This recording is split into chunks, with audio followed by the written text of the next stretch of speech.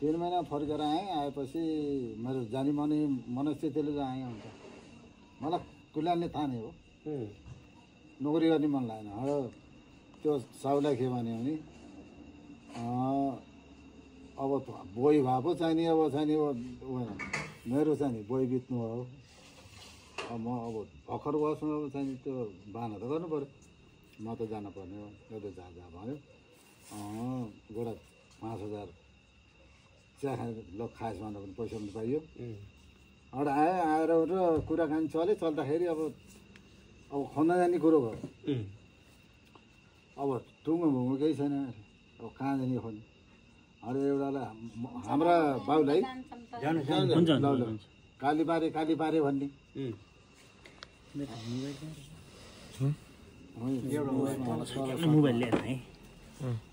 अनि कालीबारे भन्ने, कोइराला भन्ने, त्यो भने थाहा थियो। यस्तो बुझ्नु भएको थियो, बुझाएको थिएँ। त्यहाँबाट एउटा यहाँ असुल पार्टीसँग जेठान हुन्छु मैले, तिनलाई सोधेँ यो कालीबार भने तपाईँलाई थाहा छ जेठान भन्नु।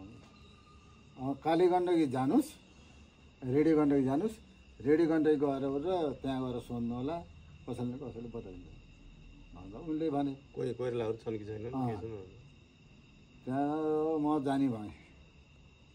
यिनी चाहिँ नि अब जाने पनि केही थिएन। यिनी पनि तयार भएँ। तपाईँले बुटोल गएर ढाँट्नु होला, चाहिँ नि मैले दाजुभाइ फेला पारेँ आएँ भनेर तपाईँले गफलाउनु होला। म तपाईँ पिछा भनेर 2 जना आएँ। केही मेसो छैन। गइसकेपछि अनि पाल्पा गएर बासा बस्यौँ होटलमा। अनि बिहान नै उठ्यौँ, गाडी लाएर चाहिँ तम्बासहरू कहाँको गाडी लाएर चाहिँ त्यही गाडीमा चढ्यौँ। हामी रेडी गण्डकी। त्यहाँ एकजना तरकारी बेच्ने, अब त्यहीँ अब दोकानमा तरकारी ल्याएर अब या अन्यत्र जाने हो या त्यहीँ बेच्ने हो, त्यही तरकारी ल्याएर बसेर छ। यहाँ कोइरालाहरू कहाँ छन् भनेर सोधेँ मैले। कोइराला त यहाँ त छैनन्, कालीपार छन् भन भने त्यसले। हो कालीपार पनि कहाँ हो त भनेपछि अर्गेली भन्ने थाहा पाउनु हो। थाहा पाएँ, त्यहाँ मान्छे त झरेको थियो अर्गेली। हो फेरि अर्गेली जानु 5 रुपियाँ खर्च गर्नुहुने भयो। अब 5 रुपियाँ लाग्छ यहाँबाट त्यहाँ अर्गेली जानुलाई। जानु भनेर त्यहाँ छ नि आयौँ फर्केर।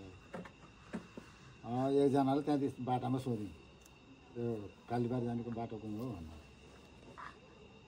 कहाँ जाने हो र भन्दा कोइरालाहरू भन्नु। उसो भए तपाईँ यत्नै एउटा जानुहोस्, सट्ट एउटा मन्दिर आउँछ, मन्दिरदेखि तल पिप्लाबाट आउँछ, त्यहाँबाट चाहिँ नि गोरेटो जानु, ट्याक्कै पुल देख्छ, पुल तरेपछि पारि जानु होला भनेर तिनले बाटो लगाइदिए। एउटा बुढाको बाटो त्यहाँबाट चाहिँ नि अब हिँड्दै त अब धर्मलाई जाने एकदम गर्ने। अब हाम्रो बुवा यहीँ चाहिँ नि मर्नु हो, काली गण्डकीमा डुबेर मर्नु भएको।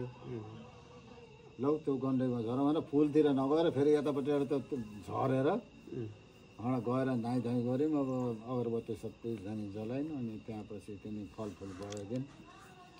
त्यहाँबाट अब लाज मैले पनि नआएँ। त्यहाँबाट 2 जनाले त्यहाँबाट फेरि फुल बगाएर हाम्रो त्यही चिग्रेबाट माथि आउँछ। अमरदाईका बाउ छोरी आउँदा रहेछ नि त अर्गेल जाने भनेर के सामान ल्याउनु।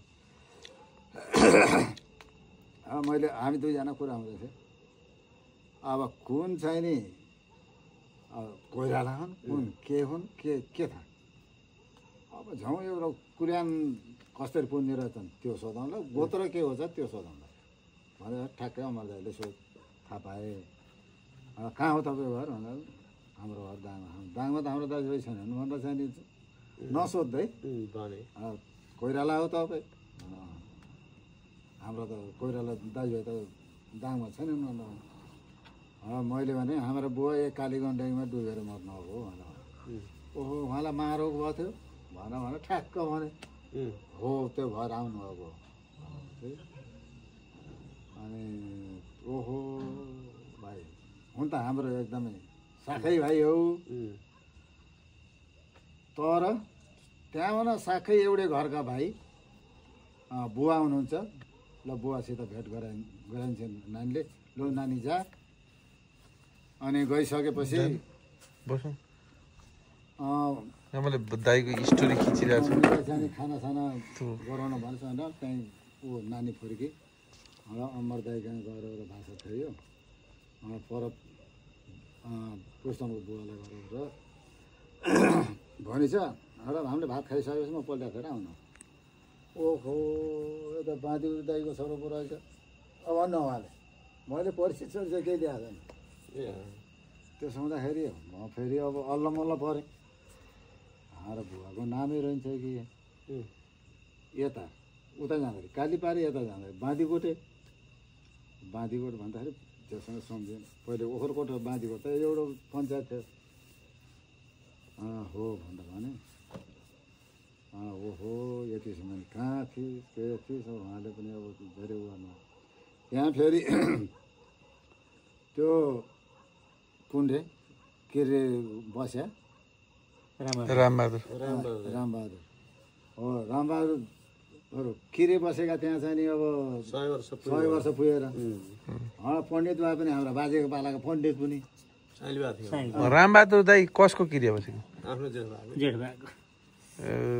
पँधेर भात खुवाउने लो रामबहादुर बाको नाम के अरे ईश्वरी के होइन ए ल जाउँ भन पँधेर भन भने अब यिनीहरूलाई अब 3 खण्डे भन्दा रहेछन् गएर अब 3 खण्डे भन्न पाइन्न अब हामी चाबै गर्ने भयौँ अब ए भुवानन्दको चाहिने नाति यो हो भनेर बुवाले भन्नु त्यो भनिसकेपछि अब सबै चाहिँ अब भाइ भोगाल सबै थुप्रो थियो त्यहाँ त पण्डित बा यसलाई चाहिँ नि अब हाम्रा चाहिँ नि अब गोत्र के हो हाम्रा अब जिजु चेप्चु अब के छन् अब तिनी अब मैले भनौँ तपाईँलाई थाहा छ सरसरी लेखेर दिनुहोस् त पण्डित बाले लेखेर दिनु मलाई अब लेखेर चाहिँ नि राखेको जानु चाहिँ फेरि हजुरआमा के राजा अङ्कलको चाहिँ नि हाम्रो बा हुनुहुन्थ्यो नि त्यति बेला हुनुहुन्थ्यो तर मैले त्यो दिन घरमा त्यहाँ नभएको बेला होला अब मैले धेरै साँझ आउनुहुन्थ्यो त्यति बेला प्रधानमन्त्री हुनुहुन्थ्यो होइन नहुने कहाँको हरिदाईले यो मान्छे खोज्दै गयो कहिले हो र दाजुभाइ खोज्दै गयो कति सालको कुरो हो र मैले खोज्दै गएको त 15-20 वर्ष 65-66 भयो कि 15 देखि कहाँ बा प्रधान हुने हो 15 देखि 20 वर्षको लास्टचोटि हुनुभयो होला कहाँको कुरा गर्नुहुन्छ म जन्मिँदा बा प्रधान हुनुहुन्न यार म 40 सालमा जन्मेँ त्योभन्दा पहिल्यै हुनुहुन्थ्यो म जन्मिँदाभन्दा पहिल्यै हो क्या बाको रवाब त मैले केही पनि देखेन नि त हामीले सुन्नी मात्रै हो बाले घोडा चढेर हिँड्नु थियो अरे यसो पनि सुन्नी मात्रै हो